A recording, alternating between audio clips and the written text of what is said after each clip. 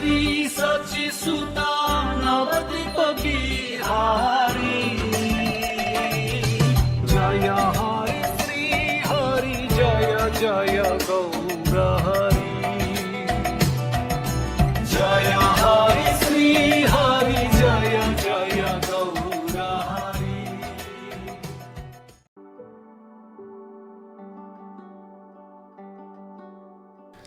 संन्यास ग्रहण करने के बाद चैतन्य महाप्रभु कृष्ण के प्रति उत्कट प्रेमवश वृंदावन जाना चाहते थे, किंतु लौकिक रूप से भ्रमवश वे राढ़ देश में घूमते रहे। बाद में वे शांतिपुर पहुँचे और वहाँ भक्तों के साथ आनंद पूर्वक रहे।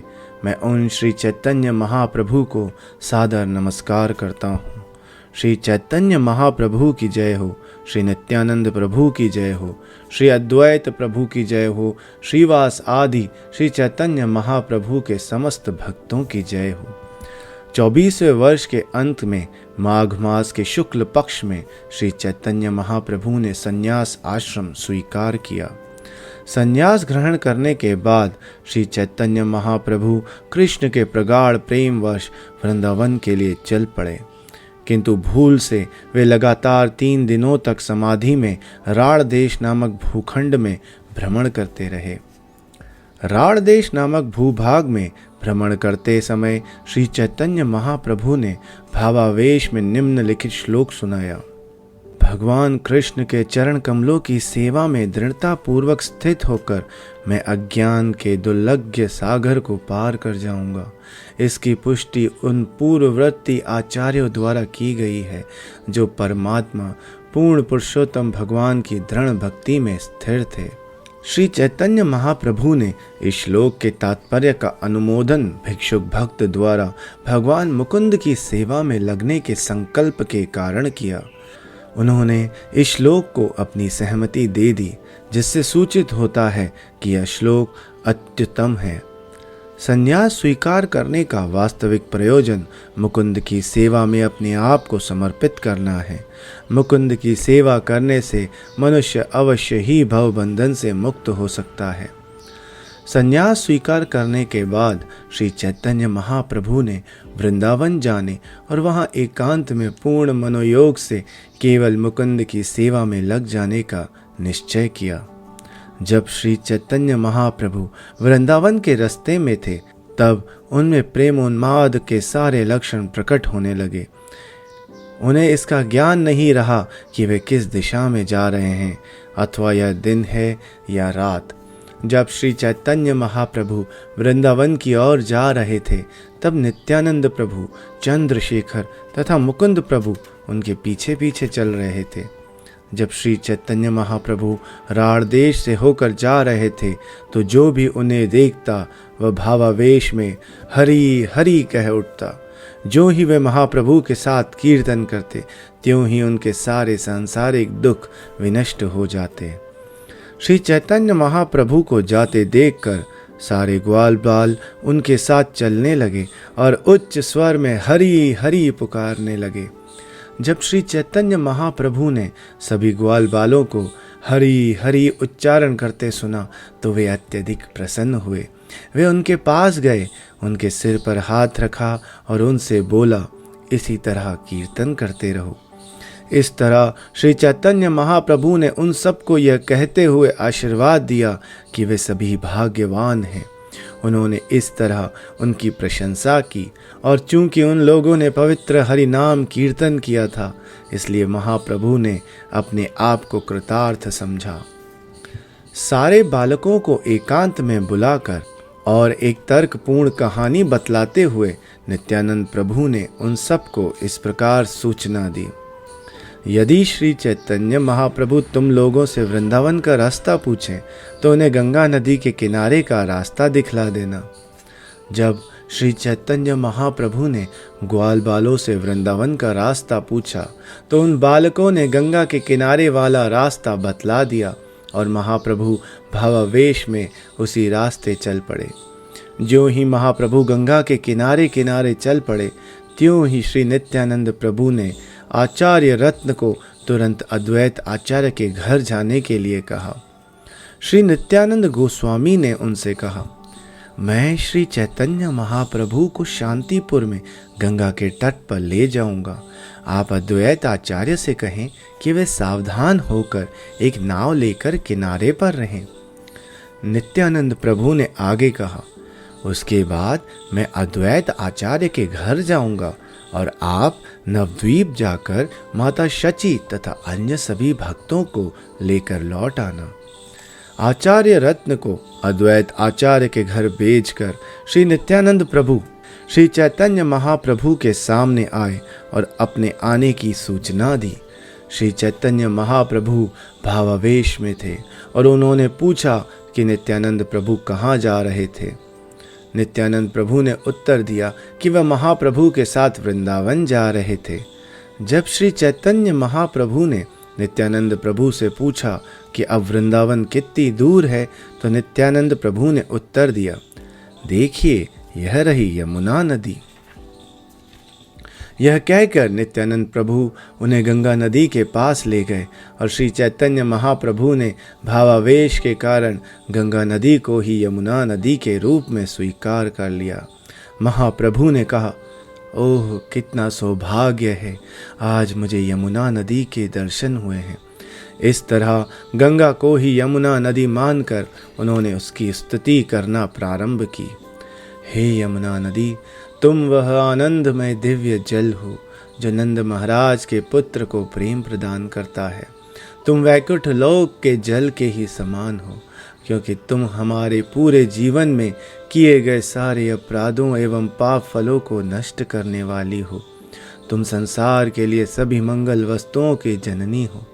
हे सूर्य देव की पुत्री, कृपया तुम अपने पुण्य कर्मों से हम सबको शुद्ध कर दो। इस मंत्र का उच्चारण करने के बाद श्री चैतन्य महाप्रभु ने नमस्कार करके गंगा नदी में स्नान किया। उस समय उनके पास एक ही कौपिन था, कोई दूसरा वस्त्र नहीं था। जब श्री चैतन्य महाप्रभु वहाँ दूसरे वस्त्र के बिना खड़े थे, तब अद्वैत आचार्य अपने साथ नया कौपिन तथा बाह्य वस्त्र लेकर नाव से वहाँ आए। अद्वैत आचार्य आकर महाप्रभु के समक्ष प्रस्तुत हुए और उन्हें नमस्कार किया। उन्हें देखकर महाप्रभु को सारी परिस्थिति के विषय में संदेह होने लगा। भावावेश में ही महाप्रभु ने अद्वैत आचार्य से पूछा, आप यहाँ क्यों आए? आपको कैसे पता चला कि मैं वृंदावन में हूँ?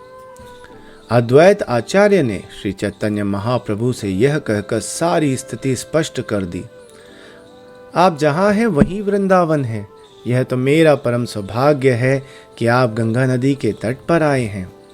तब श्री चैतन्य महाप्रभु ने कहा, नित्यानंद ने मुझे धोखा दिया है। वह मुझे गंगा के तट पर ले आए और मुझसे यह बतलाया कि यह यमुना है। जब श्री चैतन्य महाप्रभु ने नित्यानंद पर धोखा देने का आरोप लगाया, तो श्रील अद्वैत आचार्य ने कहा, नित्यानंद प्रभु ने आपसे जो कुछ कहा है वह झूठ नहीं है। आपने सचमुच अभी यमुना नदी में स्नान किया है। फिर अद्वैत आचार्य ने समझाया कि उस स्थान पर गंगा तथा यमुना दोनों साथ साथ बहती हैं। पश्चिम की ओर यमुना है और पूर्व की ओर गंगा है। फिर अद्वैत आचार्य ने प्रार्थना की कि यमुना नदी में स्नान करने के कारण चैतन्य महाप्रभु का कौपिन गीला हो गया है, अतः उन्हें अपना कौपिन बदलकर सूखा वस्त्र पहन लेना चाहिए। अद्वैत आचार्य ने कहा, कृष्ण प्रेम के भाववश में आप 3 दिन से अनवरत उपवास करते आ रहे हैं, अतः मैं आपको अपने घर पर भिक्षा ग्रहण करने के लिए आमंत्रित करता हूँ। आप मेरे साथ मेरे घर चलें। अद्वैत आचार्य ने आगे कहा, मैंने अपने घर में मुट्ठी भर चावल पकाया है। तरकारियाँ भी अत्यंत सादी हैं। कोई भी विलासप्रिय व्यंजन नहीं है, केवल थोड़ा सूप है और कुछ शाक है। यह कहकर श्री अद्वैत आचार्य उन्हें नाव में बैठाकर अपने घर ले आए। वहाँ पर अद्वैत आचार्य ने महाप्रभु के चरण प्रक्षालन किए और इस तरह भीतर भीतर परम आनंदित हुए। सर्वप्रथम अद्वैत आचार्य की पत्नी ने सारे पकवान बनाए। तत्पश्चात स्वयं श्रील अद्वैत आचार्य ने हर वस्तु भगवान विष्णु को अर्पित की। सारे पकाए गए भोग को 3 बराबर भाग किए गए। एक भाग भगवान कृष्ण को अर्पित करने के लिए धातु की थाली पर परोसा गया। 3 भागों में से एक भाग धातु की थाली पर रखा गया था और शेष 2 भाग केले के पत्तों पर। ये पत्तियां बीच से विभाजित नहीं थी और ऐसे केले के वृक्ष से ली गई थी जिसमें कम से कम 32 केले के गुच्छे लगे थे। इन दोनों पत्तों में निम्नलिखित व्यंजन सुंदर ढंग से भरकर रखे गए थे। प्रवीणता से पके चावल का ढेर अत्यंत सुंदर दाने वाला था और बीच में गाय के दूध से बनाया गया पीले रंग का घी था। चावल के ढेर के चारों ओर केले के पेड़ों की छाल से बने पात्र थे जिनमें तरह तरह की तरकारियां तथा मूंग की दाल थी। पकी तरकारियों में पटोला, सीताफल, मानकचू तथा अदरक के टुकड़ों और विभिन्न प्रकार की पालक से बना सलाद था। सभी प्रकार की तरकारियों के साथ सुक्त करेला मिला था जो अमृत के स्वाद को मात करने वाला था। कड़वे तथा चरपरे सुक्त 5 प्रकार के थे। विविध तरकारियों में नीम की ताजा मुलायम पत्तियों को बैंगन के साथ तला गया था। पटोल फल को फुलबड़ी के साथ तला गया था। कुष्मांड मान चाकी नामक व्यंजन भी था। नारियल के गूदे, दही तथा मिश्री से बना व्यंजन अत्यंत मीठा था। दूध में पकाए गए सीताफल और केले के फूलों की सब्जी प्रचुर मात्रा में थी। मीठी तथा खट्टी चटनी में तैयार की गई छोटी टिक्कियाँ और 5-6 तरह के खट्टे व्यंजन थे। सारी तरकारियाँ इतनी बनाई गई थीं कि वहाँ पर उपस्थित सारे लोग प्रसाद रूप में ग्रहण कर सकें। मूंग की दाल के नर्म बड़े, पके केले से बने नर्म बड़े, उड़द की दाल से बने नर्म बड़े, तरह तरह की मिठाइयाँ, शीर पुली, नारियल से बना व्यंजन तथा सभी प्रकार के बड़े थे। सारी तरकारियाँ केले के ऐसे वृक्ष के पत्तों से बने दोनों में परोसी गई थी जिनमें कम से कम केले के 32 गुच्छे लगे थे। ये दोनों काफ़ी मजबूत और बड़े थे और इधर उधर हिलने डुलने वाले नहीं थे, ना ही तिरछे होने वाले थे। भोजन करने के तीनों स्थानों के चारों ओर तरह तरह की तरकारियों से भरे 100 धोने थे। सभी तरकारियों के चारों ओर घी से मिश्रित खीर रखी थी। इसे नए मिट्टी के बर्तनों में रखा गया था। अच्छी तरह से गाढ़े उबले दूध से भरे मिट्टी के बर्तन तीनों स्थानों पर रखे गए थे। अन्य व्यंजनों के अतिरिक्त दूध में बना तथा केले से मिला चुएड़ा तथा दूध में पकाया गया सफ़ेद सीताफल था। वहाँ पर उपस्थित सभी व्यंजनों का वर्णन कर पाना संभव नहीं है। दोनों स्थानों पर दही, सौंदेश तथा केले से बना एक अन्य व्यंजन मिट्टी के पात्रों में भरकर रखा हुआ था। मैं उन सब का वर्णन कर पाने में असमर्थ हूँ। पके चावल एवं सारी तरकारियों के ढेर के ऊपर तुलसी की मंजरियाँ थीं। सुगंधित गुलाब जल से भरे पात्र भी रखे गए थे। तीनों आसनों पर मुलायम कपड़े बिछे थे। इस तरह भगवान कृष्ण को सारी भोज्य सामग्री अर्पित की गई और उन्होंने इसे बड़े ही मन से ग्रहण किया। भोग अर्पित करने के बाद भोग आरती संपन्न करने की प्रथा है। अद्वैत प्रभु ने दोनों भाइयों चैतन्य महाप्रभु तथा नित्यानंद प्रभु को आरती देखने के लिए बुलाया। दोनों प्रभु तथा वहां उपस्थित सारे लोग आरती समारोह देखने गए। मंदिर में अर्चा विग्रहों की आरती हो चुकने के बाद कृष्ण को शयन कराया गया। तब अद्वैत आचार्य श्री चैतन्य महाप्रभु से कुछ निवेदन करने के लिए आगे आए। श्री अद्वैत प्रभु ने कहा, हे प्रभु, कृपया इस कमरे में चलें। तब श्री चैतन्य महाप्रभु तथा नित्यानंद प्रभु दोनों भाई प्रसाद ग्रहण करने के लिए आगे आए। जब श्री चैतन्य महाप्रभु तथा नित्यानंद प्रभु प्रसाद लेने गए तो उन्होंने मुकुंद तथा हरिदास को अपने साथ चलने के लिए बुलाया, किंतु मुकुंद तथा हरिदास दोनों ने हाथ जोड़कर इस प्रकार कहा। बुलाए जाने पर मुकुंद ने निवेदन किया, हे प्रभु, मुझे कुछ काम करना शेष है, मैं बाद में प्रसाद ग्रहण करूंगा, अतएव आप दोनों प्रभु अब कमरे के भीतर जाएं। हरिदास ठाकुर ने कहा, मैं अत्यंत पापी और अधम हूँ, मैं बाहर ही प्रतीक्षा करते हुए बाद में एक मुट्ठी प्रसाद खाऊंगा।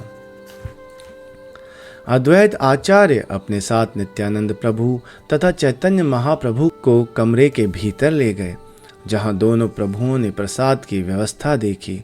विशेषकर श्री चैतन्य महाप्रभु अत्यधिक प्रसन्न हुए। श्री चैतन्य महाप्रभु ने कृष्ण को अर्पित किए जाने वाले भोजन के पकाने की सारी विधियों का अनुमोदन किया। वे इतने प्रसन्न हुए कि उन्होंने कहा, मैं हृदय से कहता हूँ कि जो कोई कृष्ण को इतना अच्छा भोजन अर्पित कर सकता है, उसके चरण कमलों को मैं जन्म जन्मांतर तक अपने मस्तक पर धारण करने को प्रस्तुत हूँ। जब श्री चैतन्य महाप्रभु कमरे में प्रविष्ट हुए तो उन्होंने भोजन के 3 भाग देखे और यह समझा कि ये तीनों कृष्ण के लिए हैं, किंतु वे अद्वैत आचार्य के मनोभाव को नहीं समझ पाए। श्री चैतन्य महाप्रभु ने कहा, चलो इन तीनों स्थानों में बैठकर हम प्रसाद ग्रहण करें। किंतु अद्वैत आचार्य ने कहा, मैं प्रसाद का वितरण करूंगा। श्री चैतन्य महाप्रभु ने सोचा कि तीनों थालियां वितरण करने के लिए हैं, अतएव उन्होंने यह कहते हुए और 2 केले के पत्ते मांगे, हमें थोड़ी तरकारी तथा चावल दें। अद्वैत आचार्य ने कहा, कृपया इन आसनों पर बैठें। उन्होंने उन दोनों को हाथ पकड़कर बिठा दिया।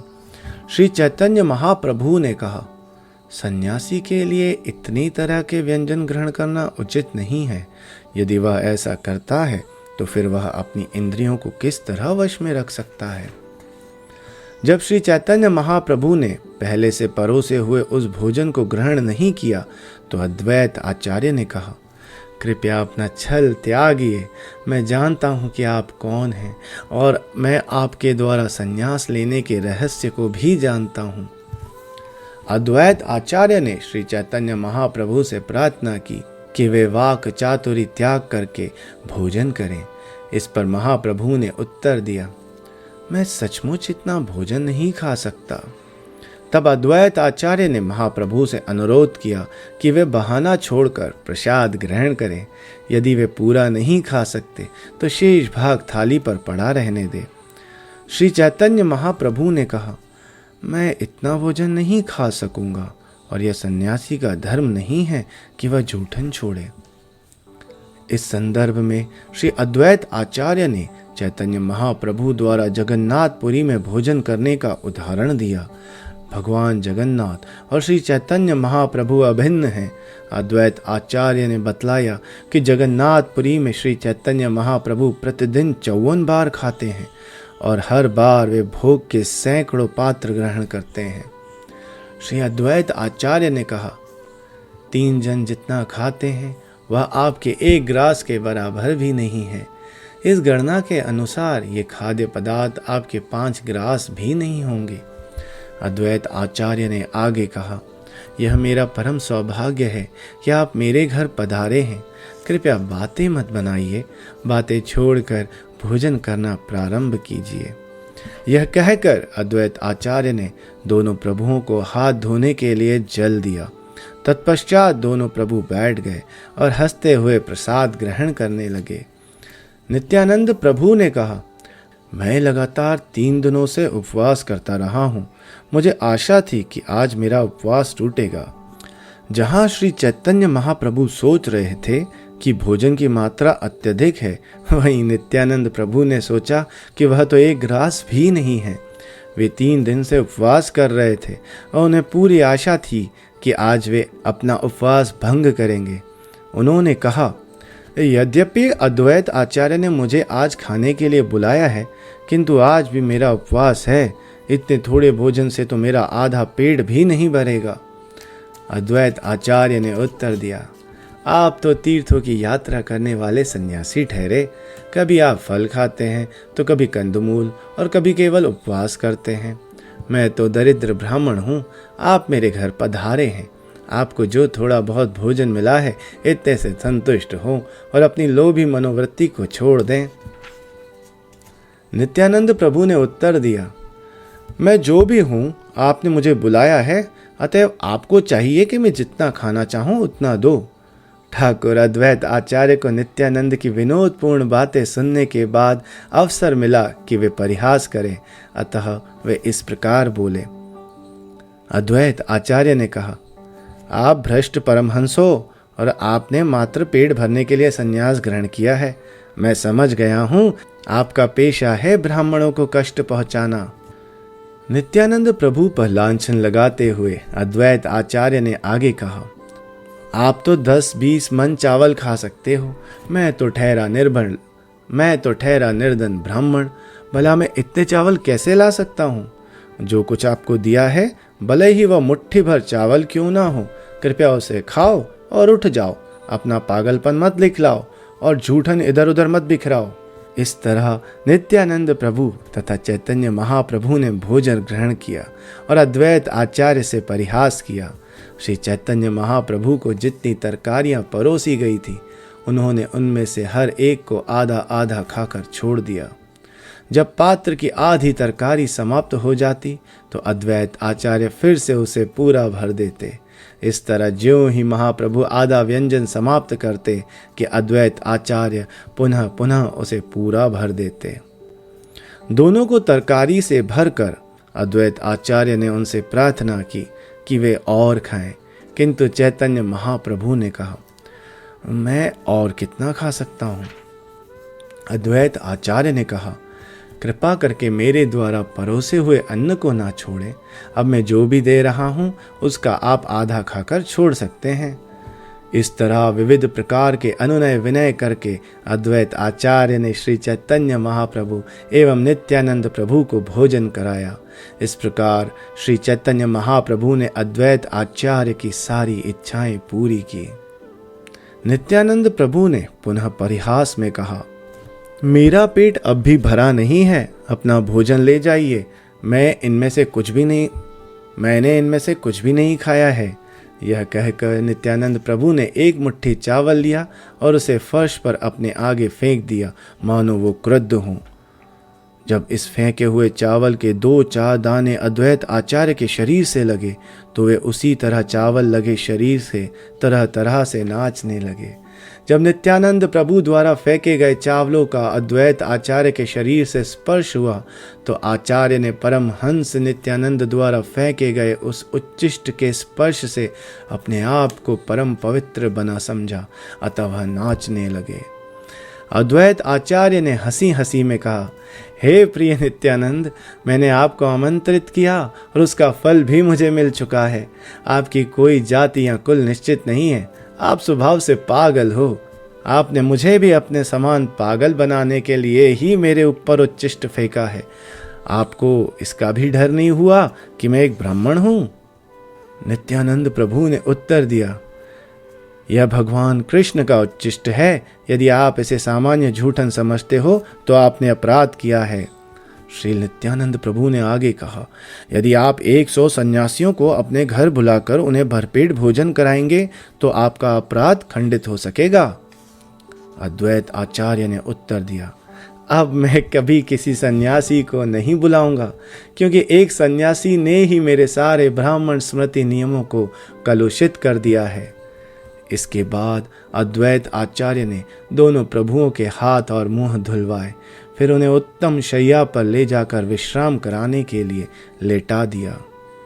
श्री अद्वैत आचार्य ने दोनों जनों को लौंग तथा इलायची के साथ तुलसी मंजरी का सेवन करवाया। इस तरह उनके मुखों में सुगंध आने लगी। श्री अद्वैत आचार्य ने दोनों प्रभुओं के शरीरों पर चंदन का लेप किया। अब फिर उनके वक्ष स्थलों पर अत्यंत सुगंधित फूलों की माला पहनाई।